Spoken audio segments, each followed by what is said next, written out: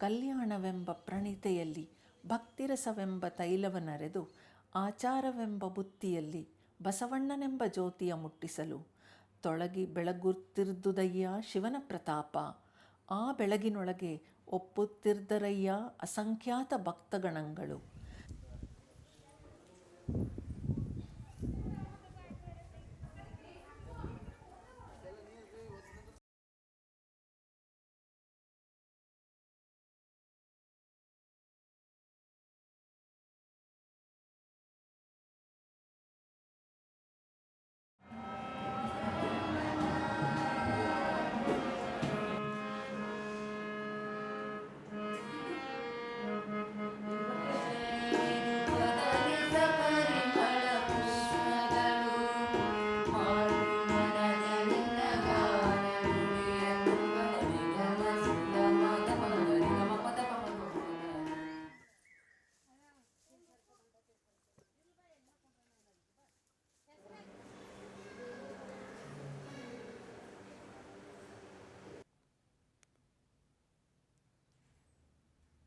ಇವಾಗ ಬಸವಣ್ಣವರಲ್ಲಿ ಬಂದಂಥದ್ದು ಅದೇನೆ.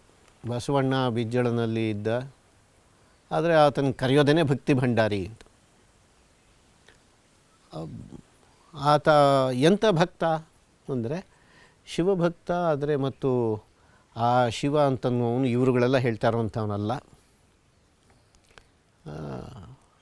ತನ್ನ ಕರಸ್ಥಳದಲ್ಲಿ ಇರುವಂತಹ, ಆದರೆ ಅಷ್ಟೊತ್ತಿಗಾಗಲೇ ಅಲ್ಲಮ್ಮನಂಥವರು, ಅಕ್ಕಮಹಾದೇವಿ ಅಂಥವರು ಬೇರೆ ಬೇರೆ ರೀತಿಯಲ್ಲಿ ಅವಧೂತರಾಗಿ ಹೊರಗಡೆಗೆ ಬಂದಂಥವ್ರು. ದಾನ ಧರ್ಮಗಳನ್ನು ಮಾಡಿಸ್ತೀನಿ, ಕೆರೆಕಟ್ಟೆಗಳನ್ನು ಕಟ್ಟಿಸ್ತೀನಿ ಅಂತಿದ್ದ ಸಿದ್ದರಾಮನಿಗೆ ನೀನೇನು ಸಿದ್ದರಾಮನೋ ವಡ್ಡರಾಮನೋ ಅಂತ ಕೇಳುವ ಅಲ್ಲಮ ಪ್ರಭು. ಭಕ್ತಿ ಅಂತನ್ನುವುದು ಈ ರೀತಿ ಬರೀ ಸಾಮಾಜಿಕವಾದಂಥ ಕೆಲಸ ಅಲ್ಲ. ಹಾಗಾದರೆ ಅದನ್ನು ಮಾಡಿಸ್ಬಾರ್ದು ಅನ್ನೋದಲ್ಲ. ಆದರೆ ಅವುಗಳೆಲ್ಲ ಅಹಂಕಾರಕ್ಕೆ ಕಾರಣವಾಗಿರುತ್ತವೆ. ಅದನ್ನು ಬಿಟ್ಟಿರುವಂಥದ್ದೇ ಭಕ್ತಿ. ಆದರೆ ಆ ದೇವಸ್ಥಾನದ ಸಂಸ್ಕೃತಿಯನ್ನು ಬಿಟ್ಟು ಇರುವಂತಹ ಒಂದು ಸಂಸ್ಕೃತಿ ಅಂದರೆ ಈಗ ಹೇಳಿದ ಹಾಗೆ ಹೆಚ್ಚು ಅಮೂರ್ತವಾದದ್ದರ ಕಡೆಗೆ. ಹಾಗಾಗಿ ಮತ್ತು ಅದರಲ್ಲಿ ಎಲ್ಲ ಜಾತಿಯ ಎಲ್ಲ ವರ್ಗದ ಗಂಡು ಹೆಣ್ಣುಗಳೆಲ್ಲ ಕೂಡ ಭಾಗವಹಿಸುವಂತಹ ಅವರುಗಳೆಲ್ಲ ನೇರವಾಗಿ ತನ್ನ ಇಷ್ಟ ಲಿಂಗವನ್ನು, ಸೊ ಯಾವುದೋ ಒಂದು ಲಿಂಗವನ್ನು, ಯಾವುದೋ ಒಂದು ದೇವವನ್ನು ಇಷ್ಟಪಡೋದಲ್ಲ, ಆ ಇಷ್ಟಪಟ್ಟಂತಹ ಲಿಂಗ ತನ್ನ ಕೈಯಲ್ಲೇ ಇರುತ್ತೆ ಅಂಥೇಳಿ ಅದರ ಜೊತೆಯಲ್ಲಿ ತಾದಾತ್ಮ್ಯವನ್ನು ಹೊಂದರು. ಅಕ್ಕಮಹಾದೇವಿ ಹೇಳಿದಾಗ ಆತ್ಮಸಂಘಾತಕ್ಕೆ ಚನ್ನಮಲ್ಲಿಕಾರ್ಜುನನುಂಟು. ಅದರಿಂದ ಉಳಿದದ್ದೆಲ್ಲ ಕೂಡ ಗೌಣವಾಗಿಬಿಡುತ್ತೆ. ಹೀಗೆ ಆತ್ಮಸಂಘಾತವನ್ನು ಹೊಡೆದುಕೊಳ್ಳುವಂಥದ್ದು. ಕಾಣಬಾರದ ಲಿಂಗವೆನ್ನ ಕರಸ್ಥಲಕ್ಕೆ ಬಂದಡೆ ಹೇಳಲೆಮ್ಮೆ ಕೇಳಲೆಮ್ಮೆ ಎನಗಿದು ಸೋಜಿಗ ಗುಹೇಶ್ವರನೆಂಬ ಲಿಂಗ ನಿರಾಕಾರ ಬಯಲು ಸಾಕಾರವಾಗಿ ಎನ್ನ ಕರಸ್ಥಲಕ್ಕೆ ಬಂದಡೆ ಹೇಳಲೆಮ್ಮೆ ಕೇಳಲೆಮ್ಮೆ. ಹಿಂದಿನಿಂದ ಇತಿಹಾಸ ಇದೆ. ಕನ್ನಡಕ್ಕೂ ತಮಿಳಕ್ಕೂ, ಮರಾಠಿಗಿಲ್ಲ, ಹಿಂದಿಗೂ ಇಲ್ಲ. ಆ ವಿಷಯ ಬೇರೆ, ಆ ಚರ್ಚೆನೇ ಬೇರೆ. ಸೊ ಇವರು ಅಲ್ಲಿಂದ ಇದನ್ನು ತೊಗೊಂಬರ್. ಬಟ್ ಆದರೆ ಬಸವಣ್ಣನ ಮೂಲ ದ್ರವ್ಯ ಏನಿದೆಯಲ್ಲ ಅದನ್ನು ಹಿಡಿಲಿಲ್ಲ ಅವರು. ಜಾತಿ ಮತ ಕುಲಗಳ ಬಗ್ಗೆ ಅವರು ಅಷ್ಟು ರಿಜಿಡ್ ಆಗಿದ್ದಿಲ್ಲ. ಎಲ್ಲರೂ ಬರಲಿ ಅಂದರು. ಅದಕ್ಕೇ ಮಹಾರಾಷ್ಟ್ರದ ಸಂತರೊಳಗೂ ಸಹಿತ ಎಲ್ಲರೂ ಜನ ಬೈ ಬಂದಾಳ. ಗೋರ ಕುಂಬಾರ ಬಂದಾನ, ಕುಂಬಾರಮ್ಮ, ಕ್ಷೌರಿಕರು ಬಂದಾರ, ಎಲ್ಲ ಜನನೂ ಬಂದಾರಲ್ಲೇ. ಆವಾಗ ಅವರು ಈ ವಚನಗಳನ್ನೇ ಅಭಂಗ ರೂಪಗಳಲ್ಲಿ ಹೇಳಿದರು. ಅಭಂಗ ಅಂದ್ರೇನು? ಭಂಗವಾಗಲಾರದ್ದು. ಕಾವ್ಯದೊಳಗೆ ಭಂಗ ಇರ್ತದೆ, ಲಯ ಇರ್ತದೆ, ಅಲ್ಲೆಲ್ಲರೂ ನಿಲ್ಲಬೇಕಾಗ್ತದೆ. ಇಲ್ಲಿಲ್ಲ, ಒಂದೇ ಸೀದಾ ಆಗಿ ನಿನಗೇನು ಹೇಳಬೇಕಾಗಿದೋ ಆ ಮಾತನ್ನು ಹೇಳಿಬಿಡೋದು, ಅದು ಅಭಂಗ. ಆದರೆ ಅದಕ್ಕೆ ಸುಧಾರಣೆ ಏನು ಮಾಡಿಕೊಂಡ್ರು ಅಂತಂದರೆ, ಜನರಿಗೆ ಆಕರ್ಷಣೀಯವಾಗುವಾಗ ಒಂದು ಏಕತಾರಿಯ ಸ್ವರವನ್ನು ಅದಕ್ಕೆ ಕೊಟ್ಟು ಜನರಿಗೆ ಇನ್ನಷ್ಟು ಇದಾಯಿತು.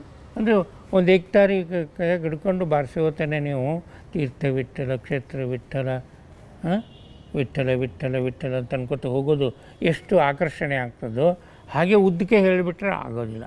ಇಂಥ ಹಲವಾರು ಅಭಂಗಗಳನ್ನು, ಎಲ್ಲ ಅಭಂಗಗಳನ್ನು ಈಗಂತೂ 21ನೇ ಶತಮಾನದಲ್ಲಿ ಆಲ್ಮೋಸ್ಟ್ ಎಲ್ಲ ಅಭಂಗಗಳು ಕೂಡ ಧ್ವನಿಮುದ್ರಿಕೆಯೊಳಗೆ ಬಂದುಬಿಟ್ಟಿವೆ. ಅಂದರೆ ನೀವು ಕೂತ್ಕೊಂಡು ಕೇಳಬಹುದು. ಅದನ್ನು ಅಲ್ಲಿ ಹೆಂಗೆ ಅನುಭವ ಮಂಟಪದಲ್ಲಿ ಬೇರೆ ಬೇರೆ ಶರಣರು ಬಂದು ಸೇರ್ತಿದ್ರೋ, ಇಲ್ಲಿಯೂ ಕೂಡ ಈ ಸಂತರಿಗೆ ಒಂದು ಅವರ ಗುರಿಯಾದಂತಹ ಪಂಢರಪುರದ ವಿಠ್ಠಲ, ಇವನಿಗೂ ಕೂಡಲ ಸಂಗಮ ಇದ್ದ, ಗುಹೇಶ್ವರ ಇದ್ದ, ಶಿವ, ಇಲ್ಲಿ ಪಂಢರಪುರದ ವಿಠ್ಠಲ. ಆ ವಿಠ್ಠಲ ವೈಷ್ಣವ, ಬಟ್ ಇವರು ಶೈವರು. ಸೊ ಅದಕ್ಕೆ ಒಂದು ದೊಡ್ಡ ಬೇರೆ ಪರಂಪರೆ ಶೈವ ಭಾಗವತ ಅಂತೇಳಿ ಪ್ರಾರಂಭ ಆಯಿತು. ಎಟ್ ದ ಎಂಡ್ ಅಧ್ಯಾತ್ಮ ಅಥವಾ ಅನುಭವದೊಳಗೆ ಎಟ್ ದ ಎಂಡ್ ಅವರು ಅದ್ವೈತಿಗಳೇ. ಪಂಢರಪುರನ ಒಳಗೆ ಹೋಗಿ ಸೇರ್ಕೋತಾರೆ, ವೈಷ್ಣವರ ಒಳಗೆ ಸೇರ್ಕೋದಿಲ್ಲ. ಪಂಢರಪುರನ ಪಾದದ ತನಕ ಅಷ್ಟೇ, ಪಾದದೊಳಗೆ ಸಾಕಪ್ಪ ನನಗಂತಾರೆ. ದ್ವೈತ ಅದು. ನೀನು ನಾನಾಗಲಿಕ್ಕೆ ಶಕ್ಯನೇ ಇಲ್ಲ. ಅದು ನೀನು ನಾನಾಗಲಿಕ್ಕೆ ಶಕ್ಯನೇ ಇಲ್ಲ ಅಂಥೇಳಿ, ಹೌದಾ? ಆದರೆ ಅಲ್ಲಿ ಮರಾಠಿ ಒಳಗಾಗಲಿ ಅಥವಾ ವಚನ ಸಾಹಿತ್ಯದಾಗಲಿ ಅವ್ರು ಅಲ್ಲೇ ಆಗಿಬಿಡ್ತಾರೆ.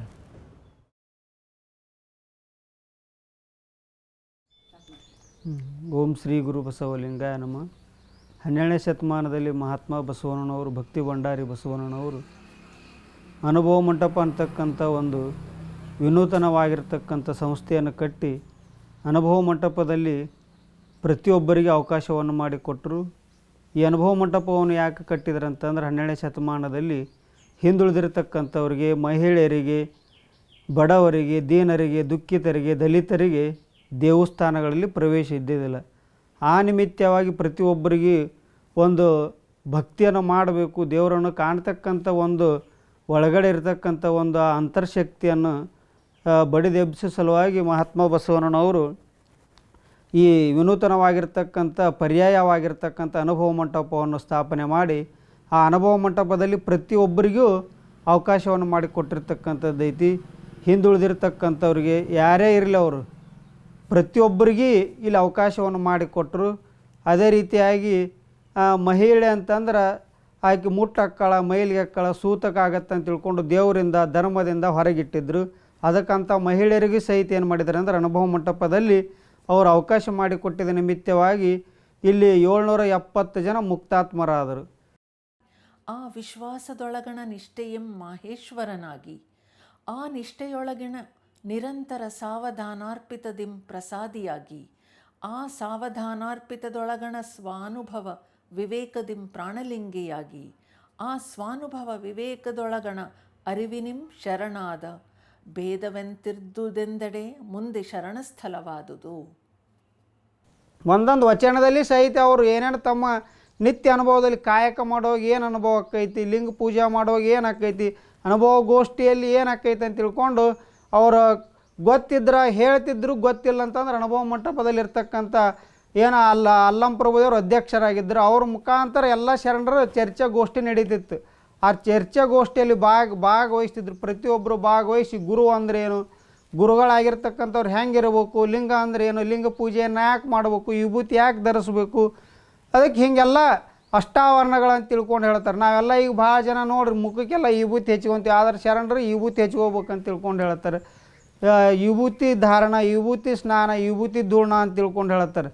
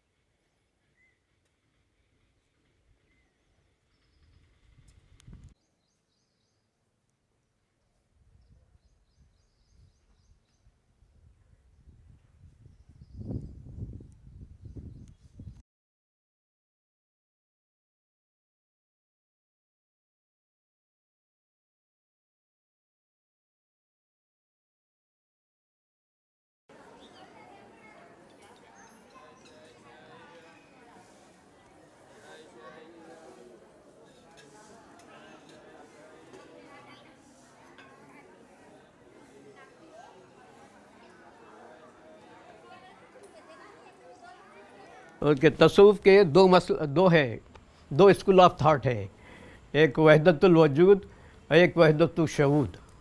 वहदतुल वजूद में यह है कि जो कुछ है सिर्फ खुदा ही है, वही है सब कुछ और कुछ नहीं है। और ये वहदतुल शहूद में नहीं, खुदा है, हाँ? और दूसरे कायनात की और दूसरी चीज़ें भी हैं, हाँ? तो ये वहदत वजूद और शहूद, ये हज़रत बंदा नवाज़ वहदत शहूद के क़ाइल थे। तो वहदत वजूद जो बिल्कुल ही सिर्फ अल्लाह के सिवा कोई नहीं है, इसको उन्हें नहीं मानते थे। जो लोग भी इस किस्म का फ़लसफ़ा पेश किए वो बोलते हैं कि इस मेरे ज़माने में होते तो मैं उनको समझाता कि ऐसा नहीं है।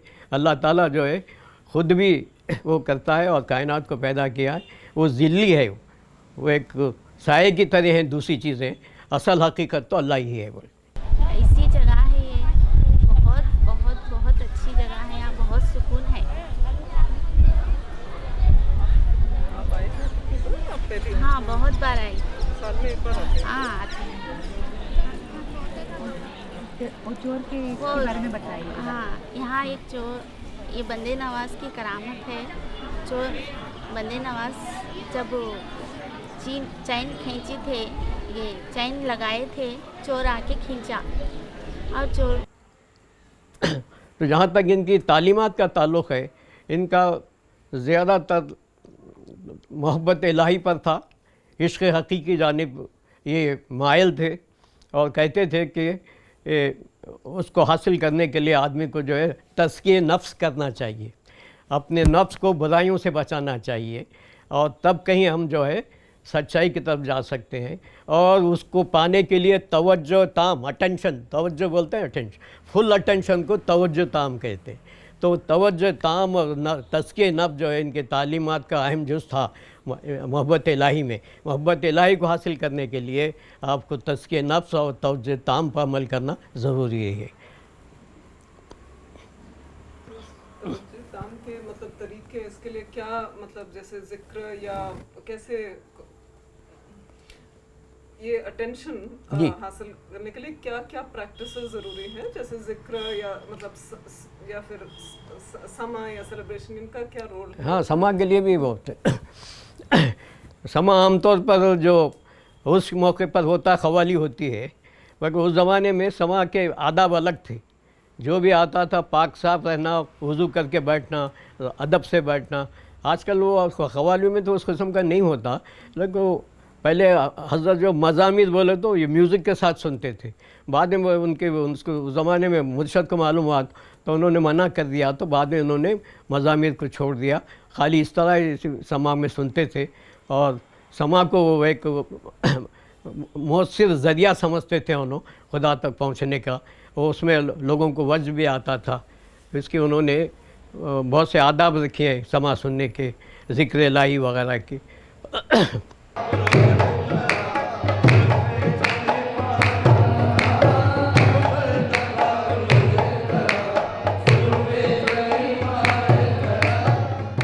हज़रत बंदा नवाज से कहा, इतना बता था मैं आपको, हज़रत बंदा नवाज ने एतराफ़ फरमाया, यानी कन्फेस, कि उन पर जो कुछ भी रास्ते खुले हैं वो तिलावत कुरान और समा का नतीजा है। बहुत बड़ी बात है ना। मुझे जो अल्लाह तक पहुंचने का जो रास्ता मिला उसके दो हैं, एक तो मैं कुरान को समझ कर पढ़ा, और दूसरे जो है समा का सुनने का नतीजा भी मुझे अच्छा मिला। उन्होंने समा की 4 किस्में बताए हैं बंदा नवाज: हलाल, मबा, मकरू, हराम।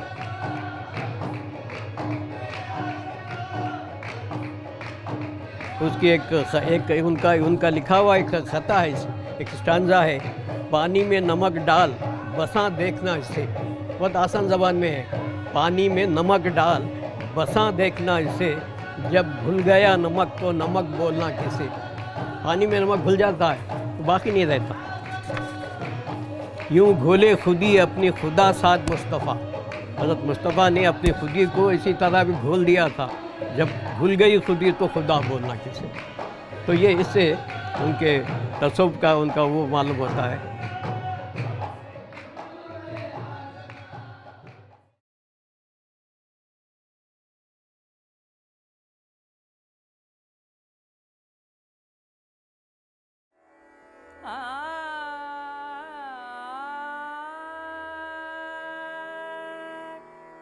ವೈಕುಂಠಪತಿ ಓಡಿ ಬಾಬಾ, ವೈಕುಂಠಪತಿ ಓಡಿ ಬಾಬಾ, ವೈಕುಂಠಪತಿ ಓಡಿ ಬಾಬಾ, ವೈಕುಂಠಪತಿ ಓಡಿ ಬಾಬಾ, ವೈಕುಂಠಪತಿ ನಿನ್ನ ನೋಡುವೆ ಮನದಣಿ, ವೈಕುಂಠಪತಿ ನಿನ್ನ ನೋಡುವೆ ಮನದಣಿ, ವೈಕುಂಠಪತಿ ನಿನ್ನ ನೋಡುವೆ ಮನದಣಿ, ವೈಕುಂಠಪತಿ ನಿನ್ನ ನೋಡುವೆ ಮನದಣಿ, ವೈಕುಂಠಪತಿ ನಿನ್ನ ನೋಡುವೆ ಮನದಣಿ. ಪನಿ ಸಗನೆ ಸನಿ ಸಗನೆ ಸನಿ ಧಪ ಓಡಿ ಬಾಬಾ, ವೈಕುಂಠಪತಿ ಓಡಿ ಬಾಬಾ.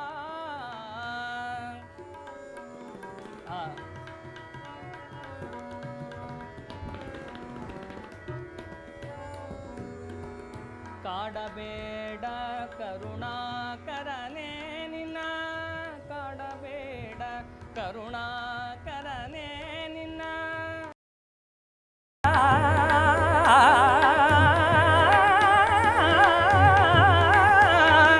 ಕೊಟ್ಟು ಭಕ್ತಿಯನ್ನು ನೋಡದಿದ್ದರೆ ನಿನಗೂ ಆಣೆ,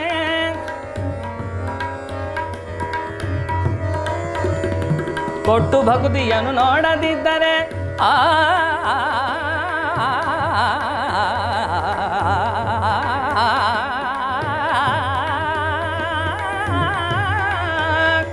ಕೊಟ್ಟು ಭಕ್ತಿಯನ್ನು ನೋಡದಿದ್ದರೆ ನಿನಗೂ ಆಣೆ, ನಿಷ್ಠೆಯಿಂದ ಸ್ತುತಿಸದಿದ್ದರೆ ನನಗೂ ಆಣೆ, ನಿಷ್ಠೆಯಿಂದ ಸ್ತುತಿಸದಿದ್ದರೆ ನನಗೂ ಆಣೆ, ನಿಷ್ಠೆಯಿಂದ ಸ್ತುತಿಸದಿದ್ದರೆ ನನಗೂ ಆಣೆ. ವಿಷ್ಣು ಭಕ್ತನಾದ ನಾನು, ವಿಷ್ಣು ಭಕ್ತನಾದ ನಾನು, ಶಿವನ ಧ್ಯಾನ ಮಾಡದಿದ್ದರೆ ಶ್ರೇಷ್ಠಕ್ಕಾಗಿ ನೆಲೆಯಾದಿ ಕೇಶವನಾಣೆ. ನನ್ನ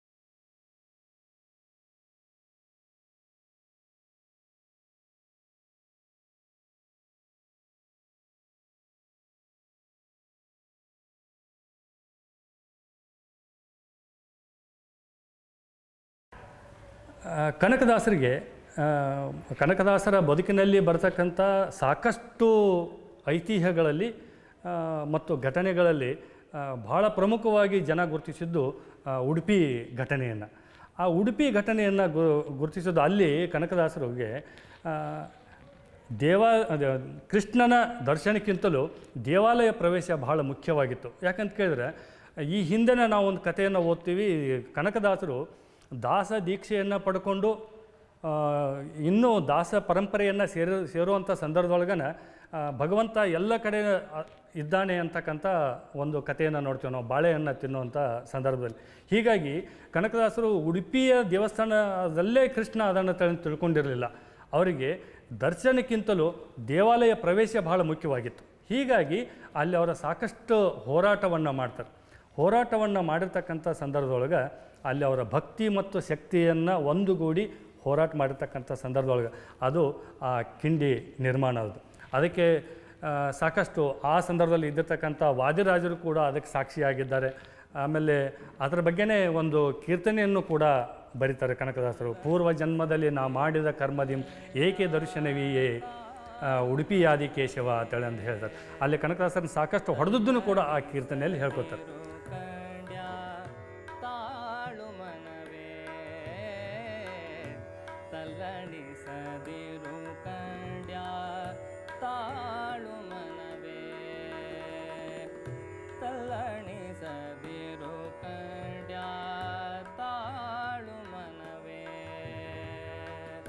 ತಲ್ಲಣಿಸದಿರು ಕಂಡ್ಯ ತಾಳು ಮನವೇ ಎಲ್ಲರನ್ನು ಸಲಹುವನು ಇದಕ್ಕೆ ಸಂಶಯವಿಲ್ಲ. ತಲ್ಲಣಿಸದಿರು ಕಂಡ್ಯ ತಾಳು ಮನವೇ ತಲ್ಲಣಿಸದಿರು ಕಂಡ್ಯ ತಾಳು ಮನವೇ. ಹಾ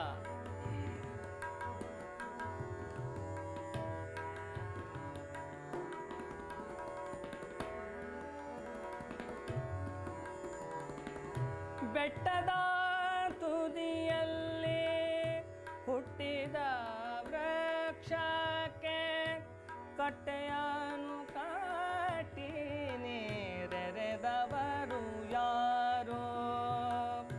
ಬೆಟ್ಟದ ತುದಿಯಲ್ಲಿ ಹುಟ್ಟಿದ ವೃಕ್ಷಕ್ಕೆ ಕಟ್ಟೆಯನ್ನು ಕಟ್ಟಿ ನೀರೆರೆದವರು ಯಾರು? ಬೆಟ್ಟದ ತುದಿಯಲ್ಲಿ ಹುಟ್ಟಿದ ವೃಕ್ಷಕ್ಕೆ ಕಟ್ಟೆಯನ್ನು ಕಟ್ಟಿ ನೀರೆರೆದವರು ಯಾರು? ಹುಟ್ಟಿಸಿದ ಸ್ವಾಮಿತ ಹೊಣೆಗಾರನಾಗಿರಲು ಹುಟ್ಟಿಸಿದ ಸ್ವಾಮಿತ ಹೊಣೆಗಾರನಾಗಿರಲು ಗಟ್ಟಿಯಾಗಿ ಸಲಹುವನು ಇದಕ್ಕೆ ಸಂಶಯವಿಲ್ಲ. ತಲ್ಲಣಿಸದಿರು ಕಂಡ್ಯ ತಾಳು ಮನವೇ ತಲ್ಲಣಿಸದಿರು ಕಂಡ್ಯ ತಾಳು ಮನವೇ ತಲ್ಲಣಿಸದಿರು ಕಂಡ್ಯ ತಾಳು ಮನವೇ.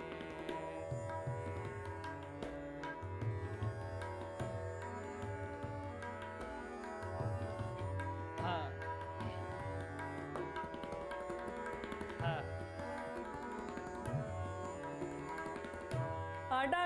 ಅಡವಿಯೊಳಗಾಡುವ ಮೃಗ ಪಕ್ಷಿಗಳಿಗೆಲ್ಲ ಅಡಿಗಡಿಗೆ ಆಹಾರವೇತವರು ಯಾರು?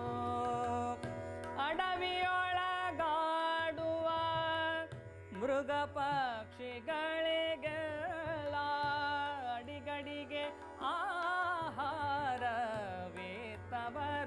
ಯಾರು? ಅಡವಿಯೊಳಗಾಡುವ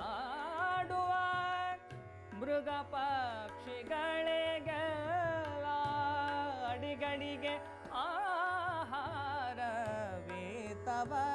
ಯಾರು? ಪಡೆದ ಜನನಿಯ ತೆರದಿ ಸ್ವಾಮಿ ಹೊಣೆಗೀಡಾಗಿ ಪಡೆದ ಜನನಿಯ ತೆರದಿ ಸ್ವಾಮಿ ಹೊಣೆಗೀಡಾಗಿ ಬಿಡದೆ ರಕ್ಷಿಪನು ಇದಕ್ಕೆ ಸಂಶಯವಿಲ್ಲ. ತಲ್ಲಣಿಸದಿರು ಕಂಡ್ಯ ತಾಳು ಮನವೇ ತಲ್ಲಣಿಸದಿರು ಕಂಡ್ಯ ತಾಳು ಮನವೇ. ಸಂದರ್ಭದೊಳಗೆ ಯಾವುದೋ ಕಾರಣಕ್ಕಾಗಿ ಕುದುರೆ ಲಾಯದಲ್ಲಿ ಅವರು ಅಗಿಯುವಂಥ ಸಂದರ್ಭದಲ್ಲಿ ಸುಮಾರು 7 ಕೊಪ್ಪರಿಗೆ ಅಷ್ಟು ನಿಧಿ ದೊರೆಯಿತು. ಆ ನಿಧಿಯನ್ನು ತನ್ನ ವೈಯಕ್ತಿಕ ಹಿತಾಸಕ್ತಿಗೆ ಬಳಸಿಕೊಳ್ಳದೇ ಮತ್ತು ತನ್ನ ವಿಲಾಸಿ ಜೀವನವನ್ನು ನಡೆಸಬೇಕಾಗಿತ್ತು. ಆದರೆ ಅದನ್ನೆಲ್ಲವನ್ನು ಬಿಟ್ಟು ತನ್ನ ರಾಜ್ಯದ ಜನರಿಗೆ ಎಲ್ಲವನ್ನು ಕೂಡ ದಾನ ಧರ್ಮ ಮಾಡೋದರ ಮೂಲಕ ಸಾಕಷ್ಟು ಸಾಮಾಜಿಕ ಮತ್ತು ಧಾರ್ಮಿಕ ಕಾರ್ಯಗಳಿಗಾಗಿ ಅದನ್ನು ಬಳಸ್ತಾರೆ. ಬಳಸಿ ಹೀಗಾಗಿ ಎಲ್ಲ ತನ್ನ ನಾಡಿನ ಜನ ಎಲ್ಲ ಸುಖಿ ಇರ್ತಕ್ಕಂಥ ಸಂದರ್ಭದಲ್ಲಿ ಜನ ಇವರನ್ನು ಕನಕನಾಯಕ ತಳೆಂದು ಗುರುತಿಸ್ತಾರೆ. ಹೀಗೆ ಗುರುತಿಸ್ತಕ್ಕಂಥ ಸಂದರ್ಭದೊಳಗೆ ಅದೇ ಒಂದು ತನ್ನ ರಾಜ್ಯದ ಜನರ ಪ್ರಜೆಗಳೆಲ್ಲ ಸುಖ ಸಮೃದ್ಧಿಯೊಳಗೆ ಕಾಲು ಕಳಿತಕ್ಕಂಥ ಸಂದರ್ಭದೊಳಗೆ ವಿಜಯನಗರದ ಸಾಮ್ರಾಜ್ಯದ ಮೇಲೆ ದಂಡೆತೆ ಬಂದಿರತಕ್ಕಂಥ ವೈರಿ ಪಡೆಯೊಂದಿಗೆ ಯುದ್ಧ ಮಾಡುವಂಥ ಸಂದರ್ಭ ಒದಗಿ ಬರುತ್ತೆ. ಆ ಸಂದರ್ಭದಲ್ಲಿ ಈ ಕನಕ ನಾಯಕನಿಗೂ ಕೂಡ ತನ್ನ ಸೈನ್ಯವನ್ನು ಕರೆದುಕೊಂಡು ಬರಬೇಕು ಅಂತ ಹೇಳಿದಾಗ ಇವರು ಇಲ್ಲಿ ಬಂಕಾಪುರ ಪ್ರದೇಶದಿಂದ ಸೈನ್ಯವನ್ನು ಕರೆದುಕೊಂಡು ರಾಯಚೂರು ಯುದ್ಧ ಮಾಡೋಕ್ಕೆ ಹೋಗ್ತಾರೆ. ಅಲ್ಲಿ ಈ ಇತಿಹಾಸದಲ್ಲಿ ಸಾಕಷ್ಟು ಗೊತ್ತಿರ್ತಕ್ಕಂಥ ಭಾಳ ದೊಡ್ಡ ಯುದ್ಧ ಅದು. ಆ ಯುದ್ಧದಲ್ಲಿ ಇವರು ಕನಕನಾಯಕ ತನ್ನ ಸೈನ್ಯವನ್ನು ತಗೊಂಡು ಅಲ್ಲಿ ಭಾಗವಹಿಸ್ತಾರೆ. ಆ ಸಂದರ್ಭದಲ್ಲಿ ವೈರಿ ಪಡೆಯಿಂದ ಇವರಿಗೆ ಸಾಕಷ್ಟು ಹಲ್ಲೆಗೊಳಗಾಗಿ ಗಾಯಗಳಾಗಿ ಇವರು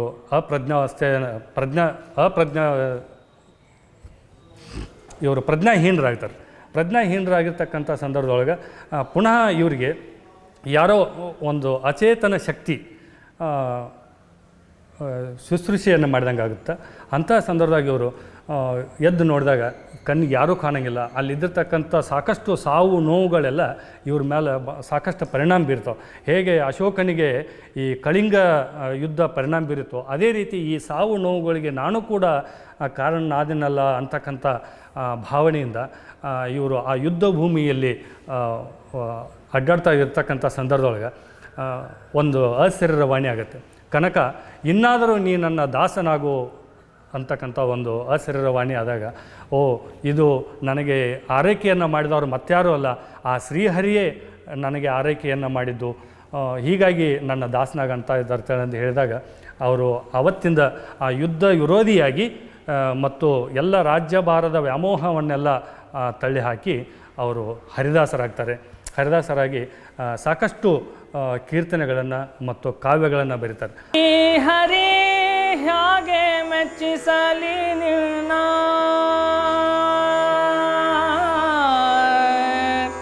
ಶ್ರೀ ಹರಿ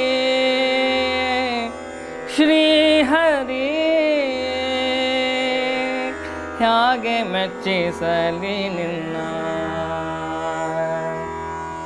ಹೇಗೆ ಮೆಚ್ಚಿಸಲಿ ನಿನ್ನ ಶ್ರೀ ಹರಿ, ಹೇಗೆ ಮೆಚ್ಚಿಸಲಿ ನಿನ್ನ ಶ್ರೀ ಹರಿ, ಹೇಗೆ ಮೆಚ್ಚಿಸಲಿ ನಿನ್ನ ಶ್ರೀ ಹರಿ, ಹೇಗೆ ಮೆಚ್ಚಿಸಲಿ ನಿನ್ನ,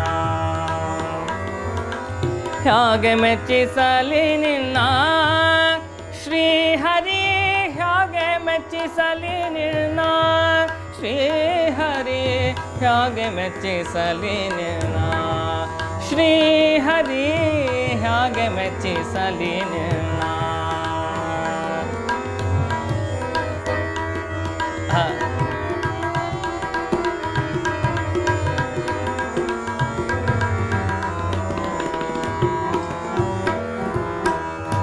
ಮಂಗಳಾಭಿಷೇಕಕ್ಕೆ ಉದಕ ತರುವೆನೆನೆ, ಗಂಗೆಯ ಉಂಗುಷ್ಟದೇ ನೀ ಪಡೆದಿರುವೆ. ಮಂಗಳಾಭಿಷೇಕಕ್ಕೆ ಉದಕ ತರುವೆನೆನೆ, ಗಂಗೆಯ ಉಂಗುಷ್ಟದೇ ನೀ ಪಡೆದಿರುವೆ. ಸಂಗೀತ ಕೀರ್ತನೆ ಪಾಡಬೇಕೆಂದರೆ, ಸಂಗೀತ ಕೀರ್ತನೆ ಪಾಡಬೇಕೆಂದರೆ, ತುಂಬುರ ನಾರದರು ಪಾಡುತ್ತಿಹರೋ ಹರಿ, ತುಂಬುರ ನಾರದರು ಪಾಡುತ್ತಿಹರೋ ಹರಿ, ಹಾಗೆ ಮೆಚ್ಚಿಸಲಿ ನಿನ್ನ ಶ್ರೀ ಹರಿ, ಹಾಗೆ ಮೆಚ್ಚಿಸಲಿ ನಿನ್ನ ಶ್ರೀ ಹರಿ. ಗುಣಾರ್ಗುಣ ನಿಜ ಗುಣ ಪರಿಪೂರ್ಣ ಸಚ್ಚಿದಾನಂದ್ಯನೇ ಸನಕಾದಿವದ್ಯ, ನಿತ್ಯ ಗುಣಾರ್ಗುಣ ನಿಜ ಗುಣ ಪರಿಪೂರ್ಣ ಸಚ್ಚಿದಾನಂದ್ಯನೇ ಸನಕಾದಿವದ್ಯ. ಭಕ್ತಿದಾಯಕ ನಮ್ಮ ಪುರಂದರ ವಿಠಲನ,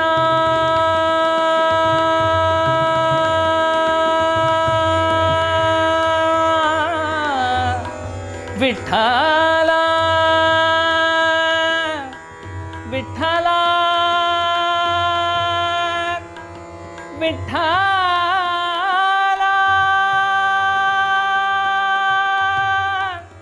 ವಿಠ್ಠಲ ವಿಠ್ಠಲ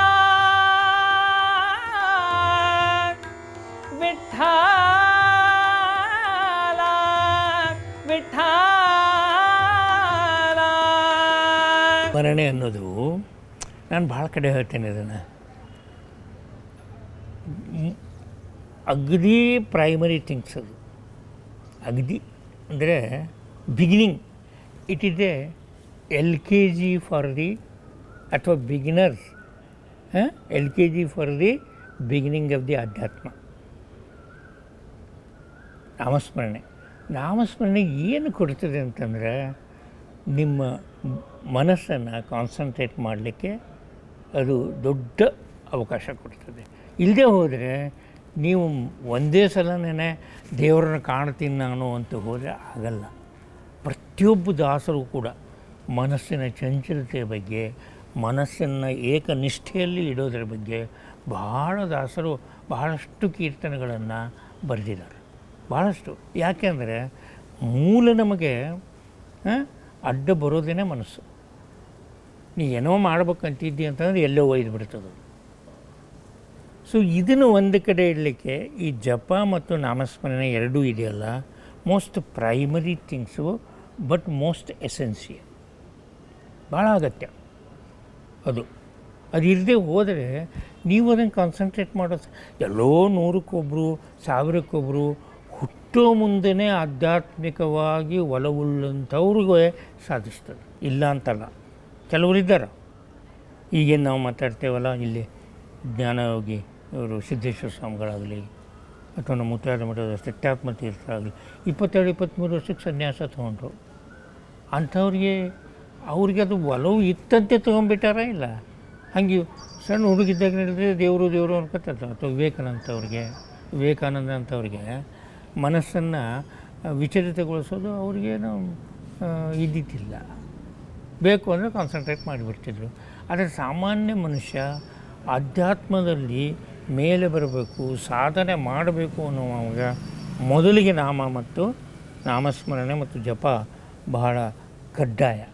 ಅದರ ಮೂಲ ಉದ್ದೇಶನೇ ಕಾನ್ಸಂಟ್ರೇಟ್ ಮಾಡೋದು ಅಥವಾ ಅಲ್ಲಿ ನೆಲೆಸೋದು. ಅವನ ಯಾರ ಬಗ್ಗೆನೋ, ನಾನು ಹೇಳೋದಿಲ್ಲ, ಹರಿನೇ ಅನ್ನೋದಿಲ್ಲ, ಹರಾನೋ ಅನ್ನೋದಿಲ್ಲ, ಅಲ್ಲ ಅಂತೂ ಅನ್ನೋದಿಲ್ಲ, ಯಾರ ಬಗ್ಗೆನೇ ಇದೆ ಸರ್. ಈವನ್ ಸೂಫಿಗಳವ್ರಿಗೂ ಸಹಿತ ಈ ಜಪದ್ದಿದೆ ಇದು. To concentrate the mind. ನಮ್ಮ ಬುದ್ಧಿಯನ್ನು, ಮನಸ್ಸನ್ನು ಅವನ ಮೇಲೆ ನೇರವಾಗಿ ಇಡೋದ್ರ ಸಲುವಾಗಿ ಅವ್ರು ಭಾಳ ಸಲ ಕೇಳ್ತಾರೆ.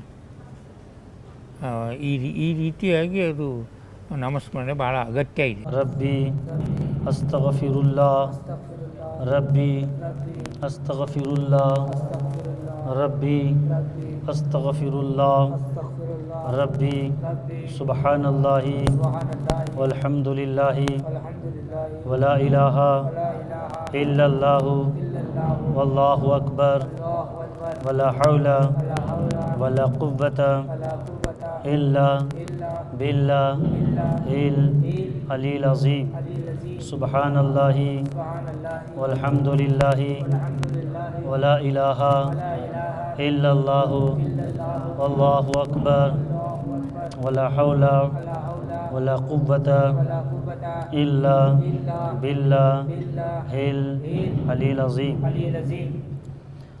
अस्सलातु वस्सलामु अलैका या रसूलल्लाह, अस्सलातु वस्सलामु अलैका या रसूलल्लाह, अस्सलातु वस्सलामु अलैका या हबीबल्लाह, अस्सलातु वस्सलामु अलैका या हबीबल्लाह, अस्सलातु वस्सलामु अलैका या रसूलल्लाह, अस्सलातु वस्सलामु अलैका या रसूलल्लाह. बिना गुरु के कामयाब नहीं मिलेगा. और ज़िक्र में भी बहुत से तरीक़े, एक ज़िक्र होगा आप ऐसे ही करें सब अल्लाहु अल्लाहु कर दिया, ऐसे नहीं है। आप जब ज़िक्र करेंगे आपके हार्ट के ऊपर उसकी कशिश होना चाहिए, हार्ट पे मार होना चाहिए, इसलिए कि आपके जिस्म में जो ब्लड बनने वाला है ना, वो दिल अपने आप को खींच कर जब वर्किंग करेगा तभी वही ब्लड आपके पूरे बॉडी में जाएगा, इसलिए उसको ज़िक्रुल्लाह कहते हैं। अल्लाह को ज़िक्र करेंगे, जब आपकी आत्मा, आपकी रूह जब पाक हो जाएगी, साफ़ हो जाएगी, फिर आपको अपने अंदर ही उसकी कशिश महसूस होने लगेगी। इसलिए कि हमारे हदीसों पाक में हदीसों में भी आता है कि मोमिन का दिल अर्श इलाही है। तो क्या मतलब, मोमिन का जो हार्ट है ना वो अल्लाह के रहने की जगह है, अल्लाह के रहने की जगह है। उसको पाक कैसे करेंगे आप, तो उसका आपको नाम लेना पड़ेगा, अल्लाहु कहना पड़ेगा, ला इलाहा इल्लल्लाह कहना पड़ेगा। इल्लल्लाह जब आप कहेंगे तो आपका जो दिल है ना उस पर एक ज़रब लगेगी, एक मार लगेगा, वो दिल जो है आपका साफ़ होने लगेगा, नूर बनेगा, रोशनी आएगी, तब जाकर खुदा का वजूद आपको समझ में आएगा, जब तक समझ में नहीं आए। ವಿವೇಕಾನಂದ ಹೋಗಿ ಏನು ಏನು ಅಂತ ಕೇಳಿದಾಗ ನರೇಂದ್ರ ಏನು ನನಗೆಲ್ಲೂ ಸಿಗವಲ್ಲ ಅದು ದೇವರ ರಗ್ಗುಡು ಹುಡುಕ್ಯಾಡಿ ಬಂದೆ, ಎಲ್ಲ ಕಡೆ ಅಡ್ಡಾಡಿ ಬಂದೆ, ಸರಿ ಒಂದು ಮೊಮೆಂಟ್ ಅವರ ತಲೆ ಮೇಲೆ ಅವರ ಕೈ ಇಡ್ತಾರೆ, ಒದ್ದಾಡ್ಲಿಕ್ಕತ್ತಾನೆ ಸಾಕು ಸಾಕು ಸಾಕು ಸಾಕತ್ತೆ ಶಕ್ತಿಪಾತದಿಂದ ಅವರು ಅದನ್ನು ದೊರಕಿಸಿದ್ರು. ಆ ಶಕ್ತಿಯನ್ನು ತನ್ನ ಶಿಷ್ಯನ ಮೇಲೆ ಇಟ್ಟಾಗ ಅವ್ನು ಕೂತ್ಕೊಟ್ಟು ಅವ್ನು ಕಾಣಿಸ್ತು. ಅದು ತಡ್ಕೋಬೇಕಲ್ಲ. ನಿಮ್ಮ ಮನೆಗೆ ಯಾರೋ ಒಬ್ಬರೊಂದು ಒಂದು ಆನೆ ಗಿಫ್ಟ್ ಕೊಡ್ತೀನಿ ಅಂತಾರೆ ಅಂತ ತಿಳ್ಕೊರಿ, ಬಟ್ ಆಮೇಲೆ ನಿಮ್ಮ ಮನೆಯೊಳಗೆ ತಂದು ಆನೆ ಸಾಕ್ಬೇಕಿಲ್ಲ ನಾವು, ನಮ್ಮತ್ತಿಗೆ ಬೇಕಲ್ಲ. ಮೊದಲು ಆನೆ ನಮ್ಮ ಸಾಕುವಂಥ ಶಕ್ತಿಯನ್ನು ದೊರಕಿಸ್ಕೋಬೇಕಲ್ಲ.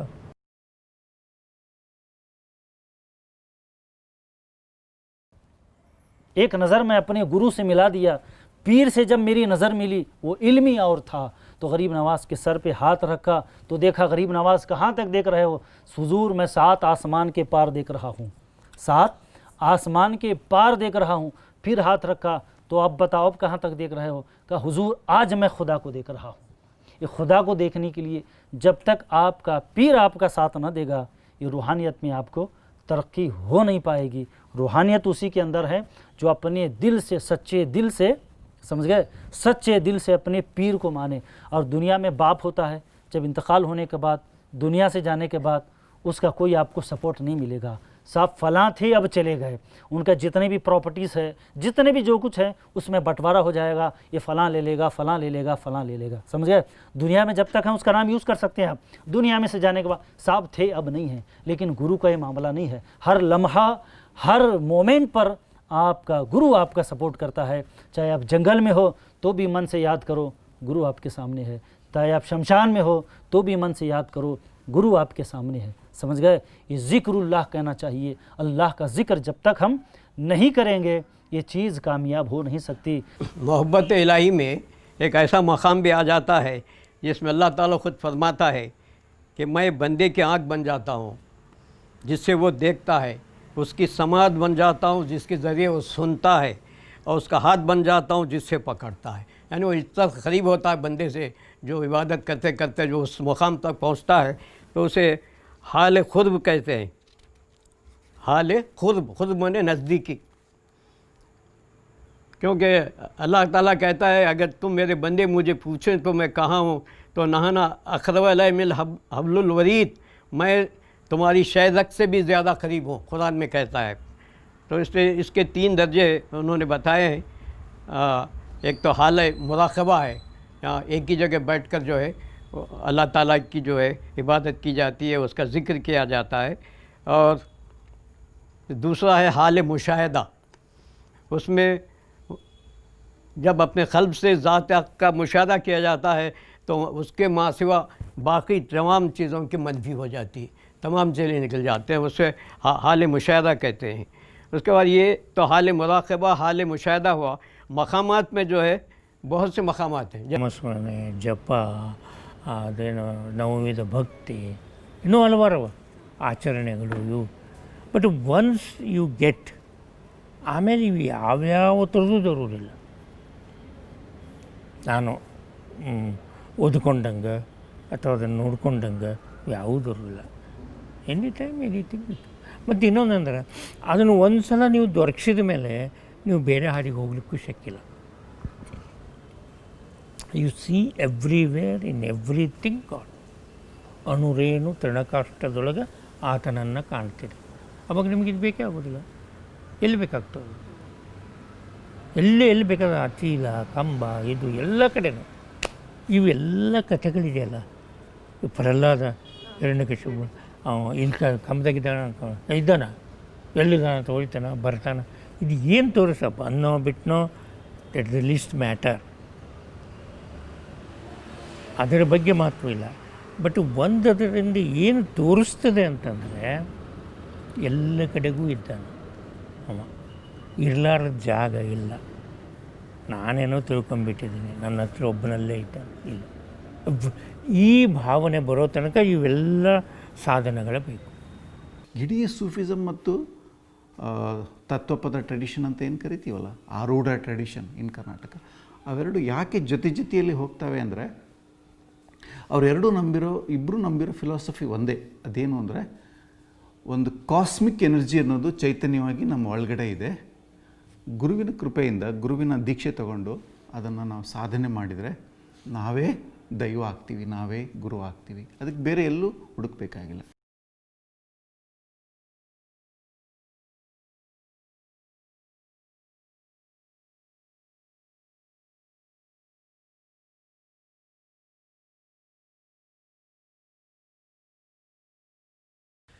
ಭಕ್ತಿ ಅಂತನ್ನೋದಕ್ಕೆ ಹಲವಾರು ಆಯಾಮಗಳಿದ್ದಾವೆ.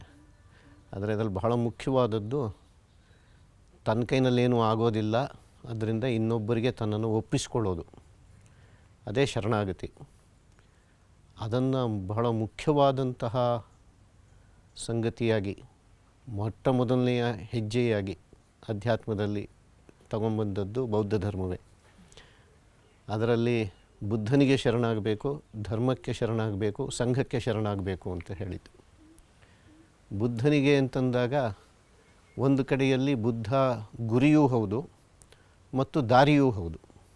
ಮುಂದಿನ ಭಕ್ತಿ ಪರಂಪರೆಯಲ್ಲೆಲ್ಲ ಬಂದಿರೋದು ಯಾವುದು ಗುರಿಯೋ ಅದೇ ದಾರಿನೂ ಆಗಿರುತ್ತೆ ಅನ್ನೋದು. ಆದರೆ ಯಾವಾಗ ಈ ಕರ್ಮವನ್ನೇ ಬಿಟ್ಟುಬಿಟ್ರು ಅಥವಾ ಬಿಟ್ಬಿಟ್ರು ಅನ್ನೋದಕ್ಕಿಂತ ಈ ಕರ್ಮ ಅಂತನ್ನುವುದು ಸಾಕಾಗೋದಿಲ್ಲ, ನನ್ನ ಕೈನಲ್ಲಿ ಆಗಲ್ಲ ಅಂತಂದಾಗ ನಾನು ದೇವರಿಗೆ ಒಪ್ಪಿಸ್ತೀನಿ ಅಥವಾ ನನಗಿಂತ ದೊಡ್ಡ ಶಕ್ತಿಗೊಂದಕ್ಕೆ ಒಪ್ಪಿಸ್ತೀನಿ ಅಂತಂದಾಗ ಆ ಶಕ್ತಿಯ ಜೊತೆಯಲ್ಲೂ ಒಂದು ಅನುಸಂಧಾನ ಮಾಡೋದಕ್ಕೆ ಮಧ್ಯದಲ್ಲಿ ಒಬ್ಬ ಸಂಧಾನಕಾರ ಬೇಕಾಗಿರುತ್ತೆ, ಒಬ್ಬ ಮೀಡಿಯೇಟರ್ ಬೇಕಾಗಿರುತ್ತೆ. ಇದರಲ್ಲಿ ಹಲವಾರು ಹಂತಗಳು ಇದ್ದಾವೆ. ಆ್ಯಕ್ಚುಲಾಗಿ ಗುರುವಿನ ಕಲ್ಪನೆ ಬರುವಂಥದ್ದು ತಂತ್ರಶಾಸ್ತ್ರದಲ್ಲೇ. ಗುರುವು ಮತ್ತು ದೇವತೆ ಇವರಿಬ್ಬರ ಮಧ್ಯದಲ್ಲಿ ಅಭೇದವನ್ನು ಕಾಣಬೇಕು ಅಂತ ಅಲ್ಲಿ ಹೇಳುತ್ತೆ. ಗುರುವು ದೇವರನ್ನು ತೋರಿಸ್ಕೊಡ್ತಾನೆ, ಮತ್ತು ಗುರುವಿನ ಜೊತೆಯಲ್ಲಿ ಅಭೇದವನ್ನು ತಾನು ಸಾಧಿಸ್ಕೊಳ್ಳೋದಕ್ಕೆ ಸಾಧ್ಯ ಆಗಿರುತ್ತೆ ಅಂತ. ಅದರಿಂದ ಗುರುವಿನ ಮಂತ್ರವೇ ಸೋಹಂ ಅನ್ನೋದು, ಸೋಹಂ ಹಂಸಃ. ಆ ಗುರುವಿನ ಜೊತೆ ಅಭೇದವನ್ನು ಪಡೆದುಕೊಳ್ಬೇಕಾದ್ರೆ ಒಂದು ಅನುಕರಣ, ಎರಡನೇದು ಅನುಭಾವ. ಆತನ ಭಾವವನ್ನು ಅನುಸರಿಸಿ ತಾನೂ ಕೂಡ ಭಾವವನ್ನು ಪಡೆದುಕೊಳ್ತಾ ಹೋಗೋದು. ಆಮೇಲಿಂದ ಅದು ತಾದಾತ್ಮ್ಯ, ತಾನೇ ಅದು ಆಗಿರುವುದು. ಈ ದೇವತೆಯ ವಿಷಯದಲ್ಲೂ ಹೀಗೆ ಹೇಳ್ತಾ ಬಂದರು, ಸಾರೂಪ್ಯ, ಸಾನ್ನಿಧ್ಯ ಮತ್ತು ಸಾಯುಜ್ಯ ಅಂತ. ಆದರೆ ಈ ಗುರುವು ಬಹಳ ಸರ್ತಿ ತಾನು ದಾರಿಯನ್ನು ತೋರಿಸ್ಕೊಡುವವನು ಮಾತ್ರವೇ ಅಂಥೇಳಿ ಬಿಟ್ಬಿಡುವಂಥದ್ದು ಇರುತ್ತೆ. ಆದರೆ ಗುರುವನ್ನು ಸಾಕ್ಷಾತ್ತಾಗಿಯೇ ಹೋಗಿ ಆತನ ಸೇವೆ ಮಾಡಬೇಕು ಅಂತಿರೋದ್ರಿಂದ, ಹಾಗೆ ಸೇವೆಯನ್ನು ಮಾಡುವುದು, ಒಬ್ಬ ಮನುಷ್ಯನನ್ನು ಸೇವೆ ಮಾಡುವುದು, ದೇವರನ್ನು ನಾನು ಸೇವೆ ಹೇಗೆ ಮಾಡೋದು? ಯಾಕೆಂದರೆ ಭಕ್ತಿ ಅನ್ನೋದು ಬಂದದ್ದೇನೆ ಭಜ ಸೇವಾಯಾಮ್ ಅನ್ನೋ ಧಾತುವಿನಿಂದ. ಭಜತೆ ಅಂತಂದರೆ ಸೇವೆ ಮಾಡೋದು ಅಂತ. ಸೇವೆ ಮಾಡೋದಕ್ಕೆ ನಾನಾ ವಿಧಗಳು ಇದ್ದಾವೆ. ಅದರಲ್ಲಿ ಮೊಟ್ಟ ಮೊದಲನೆಯದು ಒಬ್ಬ ಶಿಷ್ಯನಾಗಿ ಸೇವೆ ಮಾಡೋದು. ಈ ಶಿಷ್ಯನಾಗಿ ಸೇವೆ ಮಾಡ್ತಾ ಮಾಡ್ತಾ ಮಾಡ್ತಾ ತಾನೇ ಗುರುವಾಗ್ತಾನೆ ಅಂತ. ಅದರಿಂದ ಗುರುಪಾದಕೆಯನ್ನು ತನ್ನ ತಲೆ ಮೇಲೆ ಹೊತ್ಕೊಳ್ತಾನೆ ಎನ್ನುವುದು ತಂತ್ರಶಾಸ್ತ್ರದ ಪರಂಪರೆ.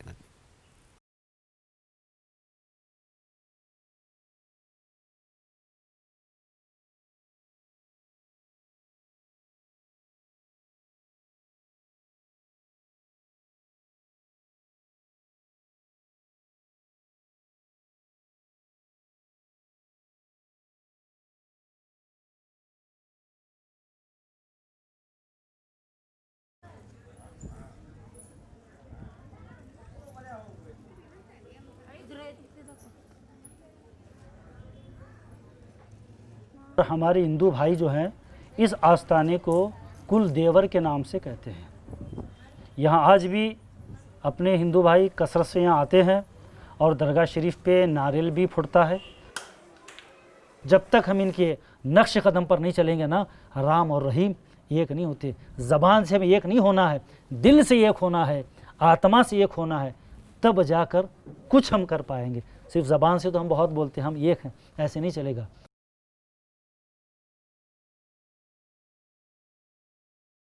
ಈ ಪ್ರಕಾರ ಯಾರು ಇಲ್ಲಿ ಯಾವುದೇ ಧರ್ಮದ ಭೇದ ಭಾವ ಇಡಲಾರ್ದೆ ಎಲ್ಲ ಒಂದೇ. ಈಗ ಸದ್ಯ ನನ್ನ ಜಿಕರ್ ಏನಪ್ಪ ಅಂದ್ರೆ ಅಲ್ಲಾಹು, ಆರು ನಾನು ಹಿಂದೂ, ಓಂ ಅಲ್ಲಾಹು ಎರಡೂ ಒಂದೇ ಅಂತ ತಿಳಿದು ನಾವು ಇನ್ನೂವರೆಗೆ ಅಲ್ಲಾಹು ಅಂತೇವು. ನಾವು ಕನಸಿನಾಗೂ ಎರಡು ಗುಡಿನೇ ಕಾಣಿಸ್ತವೆ, ಖುಲ್ಲಾ ಇದ್ದರೂ ಎರಡು ಗುಡಿನೇ ಕಾಣಿಸ್ತವೆ. ಇಲ್ಲಿವರೆಗೆ ನಾವು ಆಗಿದ್ದೆಲ್ಲ ಅನ್ಕೋತೀವಿ ಬಂದದ. सिरट्टी स्वामी के पास जाएंगे, वहाँ का हर कंकर यही कहेगा मेरे गुरु मेरे पीर के पास जाओ, मेरा पीर ख्वाजा अमीनुद्दीन अली आला है। जब यहाँ आप आएंगे, यहाँ का हर कंकर यही कहेगा सिरट्टी फकीर मठ स्वामी ने सरकार ख्वाजा का दिल जीत लिया है। आज जो भी उन पर कृपा है, करम है, आशीर्वाद है, वो सरकार ख्वाजा का है।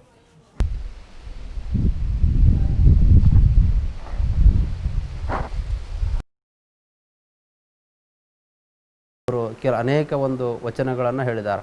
ಅದಕ್ಕೆ ಗಂಧವನ್ನು ಇಟ್ಟ ಮೇಲೆ ಅಂದದಲ್ಲಿರಬೇಕು, ನಿಂದೆ ಕುಂದುಗಳ ಸುಡಬೇಕು, ಇಲ್ಲವಾದರೆ ನಮ್ಮ ಚಂದ್ರಧರನು ಒಪ್ಪಲರೇನು ಬಸವಣ್ಣ ಅಂತ ಹೇಳಿದೆ. ನಾವು ಈ ಯಾವುದೇ ಒಂದು ಗಂಧ ಅಥವಾ ವಿಭೂತಿ ಏನೋ ಧರಿಸಿದ್ರ ಮೇಲೆ ಎಲ್ಲ ನಿಂದೆ ಕುಂದು, ಯಾರನ್ನು ನಿಂದಿಸಬಾರ್ದು, ಯಾರನ್ನು ಬೈಬಾರ್ದು, ಆ ರೀತಿಯಾಗಿ ನಡ್ಕೋಬೇಕು. ಇಲ್ಲ ಆದರೆ ನಮ್ಮ ಆ ಮೌನೇಶ್ವರ ಆ ಭಗವಂತ ಅನ್ನೋನು ಮೆಚ್ಚೋದಿಲ್ಲ ಅಂಥೇಳಿ ತಮ್ಮ ವಚನದಲ್ಲಿ ಹೇಳಿದ್ದಾರೆ. ಅದಕ್ಕೆ ಎಲ್ಲರಿಗೂ ಕೂಡ ಒಂದೇ ಒಂದು ಭಾವನೆಯನ್ನು ಮೌನೇಶ್ವರ್ ಹೇಳಿದ್ದಾರೆ. ಎಲ್ಲರೂ ಒಂದೇ, ಮಾನವ ಜಾತಿ ಒಂದು ಎನ್ನುವುದನ್ನು ಮೌನೇಶ್ವರ್ ಸಾರ್ತಾ ಬಂದಿದ್ದಾರೆ. ಅದಕ್ಕೆ ಆ ಮನುಷ್ಯರಿಗೆ ಒಂದು ಬುದ್ಧಿ ಯಾವ ರೀತಿಯಾಗಿರ್ಬೇಕು ಅನ್ನೋದನ್ನು ಕೂಡ ಒಂದು ವಚನದಲ್ಲಿ ಹೇಳಿದ್ದಾರೆ. ಆಡು ಕಾಯುವವನ ಬುದ್ಧಿ ನಾಡು ಕಾಯುವವನಿಗಿದ್ದರೆ ಈ ನಾಡಿಗೆ ಕೇಡೇಕೆ ಬಸವಣ್ಣ ಅಂತ ಹೇಳಿದ್ದಾರೆ. ಅಂದ್ರೆ ಇವತ್ತು ಕುರಿಯನ್ನು ಕಾಯುವವನ ಬುದ್ಧಿ ಕೂಡ ಆ ಒಂದು ನಾಡಿನ ದೊರೆಯನ್ನೋಗೋಸ್ಕರ ಇರಬೇಕು ಅಂತ. ಅಂದ್ರೆ ಯಾವ ರೀತಿಯಾಗಿ ಅವನು ಆ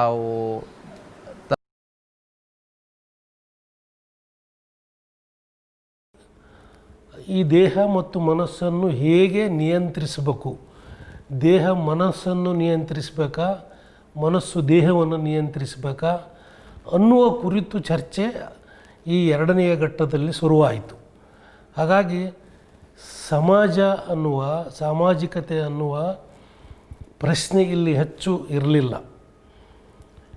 ಯಾವಾಗ ಈ ಕಾಲದಲ್ಲಿ ಅಂದರೆ 17ನೇ ಶತಮಾನ 18ನೇ ಶತಮಾನ ಇತ್ತಲ್ವ, ಆಗ ಈ ಕರ್ನಾಟಕದಲ್ಲಿ ಒಂದು ಸ್ಥಿರವಾದ ರಾಜಪ್ರಭುತ್ವ ಇರಲಿಲ್ಲ. ಒಂದು ಅರಾಜಕತೆ ಅನ್ನೋದು ಮತ್ತು ಯುದ್ಧ ಅನ್ನೋದು ಹೆಚ್ಚು ಇತ್ತು, ಜನರಿಗೆ ರಕ್ಷಣೆ ಅನ್ನೋದು ಇರಲಿಲ್ಲ. ಅಂತಹ ಸಂದರ್ಭದಲ್ಲಿ ಈ ತತ್ವಪದಕಾರರು ಮನುಷ್ಯನ ಅಸ್ಥಿರತೆಯನ್ನು ಕುರಿತು, ಅವನ ಅಸ್ತಿತ್ವ ಇಲ್ಲದ ದಿನಗಳಲ್ಲಿ ಹೇಗೆ ಮನುಷ್ಯ ಬದುಕಬಹುದು ಅಂತ ಅನ್ನುವುದನ್ನು ಅವರು ಮತ್ತೆ ಮತ್ತೆ ತಮ್ಮ ತತ್ವಪದಗಳಲ್ಲಿ ಹಾಡುವುದಕ್ಕೆ ಶುರು ಮಾಡಿದ್ದಾರೆ. ಆ ಕಾಲದಲ್ಲಿ ರಾಜರಿಂದ ಹಲ್ಲೆಗೊಳಗಾದವರು ಮತ್ತು ನಿರ್ಗತಿಕರಾದವರು, ಒಂದು ಸ್ಥಿರ ಸಮಾಜ ಇಲ್ಲದೆ ಇರುವಂಥವರು ಬದುಕುವುದಕ್ಕೆ ಏನಾಯಿತು ಅಂದರೆ ಈ ತತ್ವಪದ ಅನ್ನೋದು, ಇವರು ಬಡತನ ಅನ್ನೋದಿದೆ ಅಲ್ವಾ, ಈ ಬಡತನ ಅನ್ನೋದು ಒಂದು ಶಾಪ ಅಲ್ಲ, ಬಡತನ ಅನ್ನೋದೇ ಒಂದು ವರ ಅಂತ ಹೇಳಿ ಈ ಜನರಿಗೆ ಬಡತನವನ್ನು ಸಹನೆಯಿಂದ ನೋಡುವುದನ್ನು ಈ ತತ್ವಪದಕಾರರು 17-18ನೇ ಶತಮಾನದಲ್ಲಿ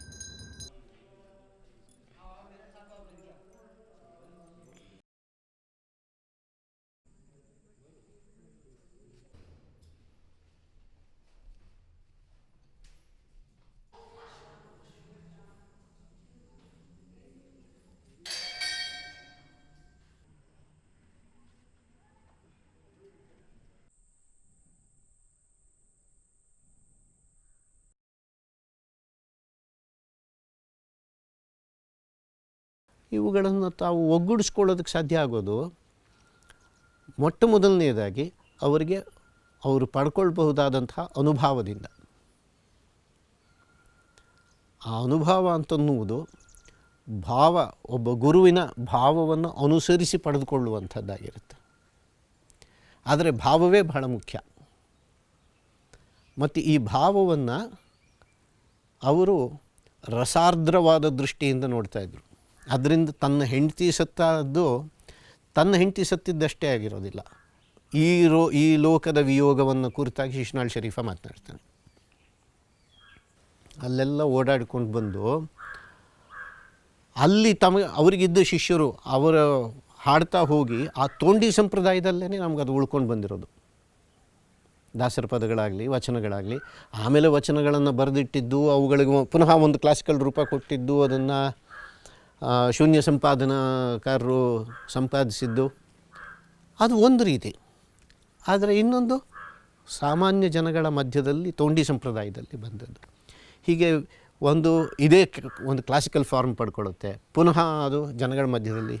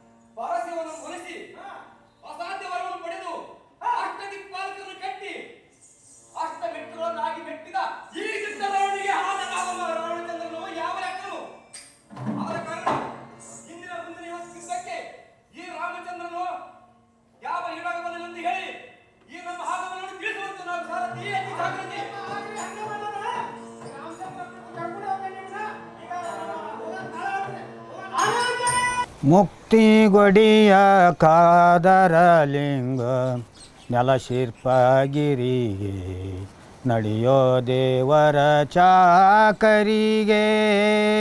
ಮುಕ್ತಿಗೊಡಿಯ ಕಾದರಲಿಂಗ ನೆಲಶಿರ್ಪಗಿರಿಗೆ ನಡೆಯೋ ದೇವರ ಚಾಕರಿಗೆ.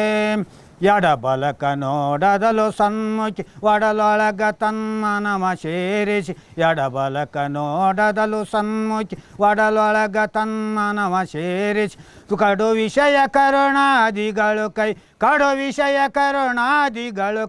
ಹೊಡೆದು ಮುಂದಕ್ಕೋಡು ತೋಡುತ್ತ ನಡೆಯೋ ದೇವರ ಚಾಕರಿಗೆ. ಮುಕ್ತಿಗೊಡಿಯ ಕಾದರಲಿಂಗ ನೆಲಶಿರ್ಪಗಿರಿಗೆ ನಡೆಯೋ ದೇವರ ಚಾಕರಿಗೆ.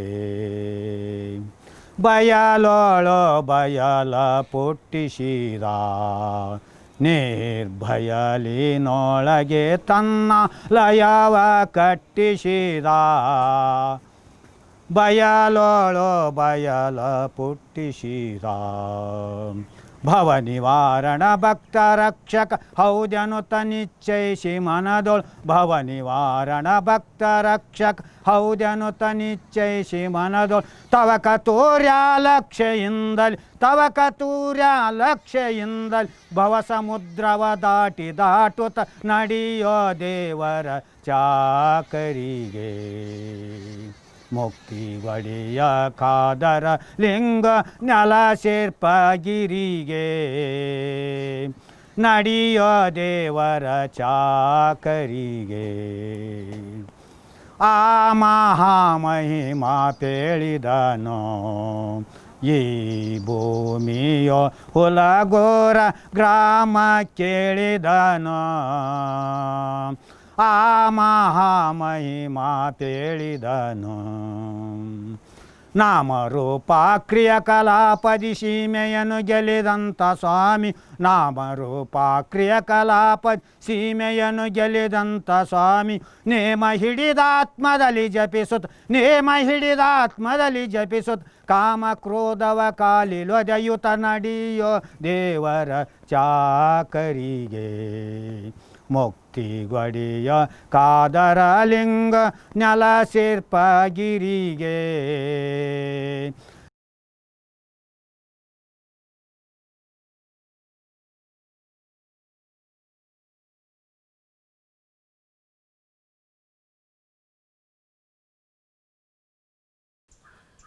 ಖಾದಿರಲಿಂಗ.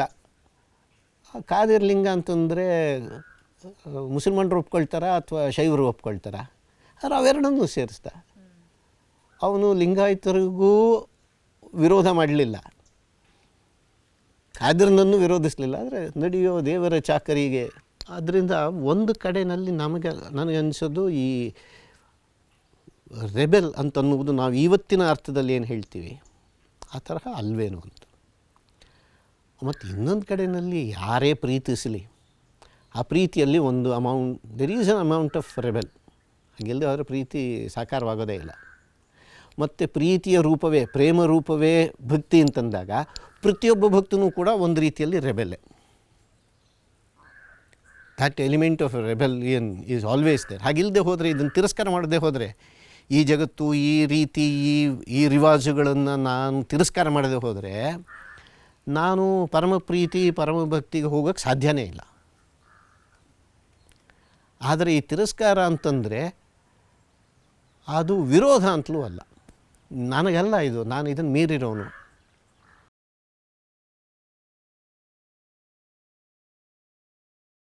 ಇನ್ನೊಂದು ರೀತಿಯಲ್ಲಿ ನೋಡ್ತು ಅಂದರೆ, ಈ ಅನುಭವ ಸಾಹಿತ್ಯವನ್ನು ನಾವು ಇವತ್ತು ಈ ಕ್ಲಾಸಿಕಲ್ಲು, ಆ ಕ್ಲಾಸಿಕಲ್ ಅಲ್ಲದೆ ಇರೋವಂಥದ್ದು ಇದು ಮಿಸ್ಟಿಕ್, ಈ ಮಿಸ್ಟಿಕ್ ಲಿಟ್ರೇಚರ್ ಅಂತನ್ನುವುದು ಹಿಂದಿನ ಫಿಲಸಾಫಿಕಲ್ ಲಿಟ್ರೇಚರ್ಗೆ ವಿರುದ್ಧವಾದದ್ದು. ಈ ರೀತಿ ಕಂಪಾರ್ಟ್ಮೆಂಟ್ಗಳಾಗಿ ಮಾಡಿ ನೋಡೋದಿದೆಯಲ್ಲ, ಅದು ಕೂಡ ನಮಗೆ ಈ ಜಾಗತೀಕರಣ ಕಲಿಸ್ಕೊಟ್ಟಿರೋಂಥ ಒಂದು ಕೆಟ್ಟ ಪಾಠ. ಅದನ್ನು ಬಿಡಬೇಕು. ನಾವು ನಮ್ಮ ಕ್ಯಾಟಗರೀಸನ್ನು ರೀಡಿಫೈನ್ ಮಾಡ್ಕೋಬೇಕೇ ಹೊರತು ಬೇರೆ ಈಗಾಗಲೇ ಈ ಜಾಗತೀಕರಣ ಅಂತನ್ನೋದು ಐರೋಪ್ಯೀಕರಣ ಮತ್ತು ಬಹಳ ಮಟ್ಟಿಗೆ ಅದು ಜುಡೋ ಕ್ರಿಶ್ಚಿಯನ್ ಕರಣ ಆಗಿದೆ. ಆ ಜುಡೋ ಕ್ರಿಶ್ಚಿಯನ್ ಕ್ಯಾಟಗರೀಸ್ ಏನಿದ್ದಾವೆ ಅದರ ಒಳಗಡೆಗೆ ನಾವು ಇದನ್ನೆಲ್ಲ ನೋಡ್ತಾ ಇರೋದ್ರಿಂದ ನಾವು ಇಲ್ಲದೇ ಇರುವಂಥ ಸಮಸ್ಯೆಗಳನ್ನೆಲ್ಲ ನಮ್ಮ ಮೈ ಮೇಲೆ ಹಾಕ್ಕೊಳ್ತಾ ಬಂದಿದ್ದೀವಿ. ಆದ್ದರಿಂದ ಅನುಭಾವಿ ಸಾಹಿತ್ಯವನ್ನು ನೋಡಬಹುದಾದಂತಹ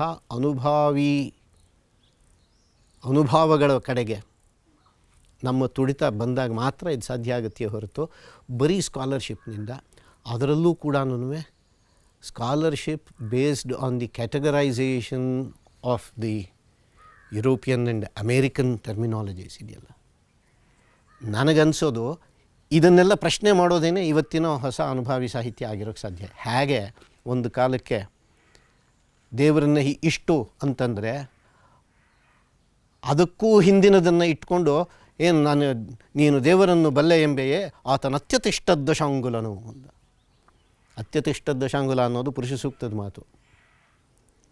ಅದನ್ನು ಇಟ್ಕೊಂಡು ನನಗಿಷ್ಟು ಗೊತ್ತು ಅಂತಂದ್ರೇ ಅವನು ಇನ್ನೂ 10 ಬೆರಳು ಮೇಲಿರ್ತಾನಪ್ಪ ಅಂತಂದ ಹಾಗೆ ಇವತ್ತು ಇದೇನಾ this is mystic literature, this is Kannada literature ಅಂದವ್ರಿಗೆ ಅಪ್ಪ ಅತ್ಯತಿಷ್ಠ ದಶಾಂಗುಲಂ, ಇನ್ನೂ 10 ಬೆರಳು ಆಚೆಗಿದೆ, ಅದನ್ನು ತೋರಿಸ್ಕೊಡ್ಬೇಕಾದ ಜವಾಬ್ದಾರಿ ನಮ್ಮ ಮೇಲಿರುತ್ತೆ.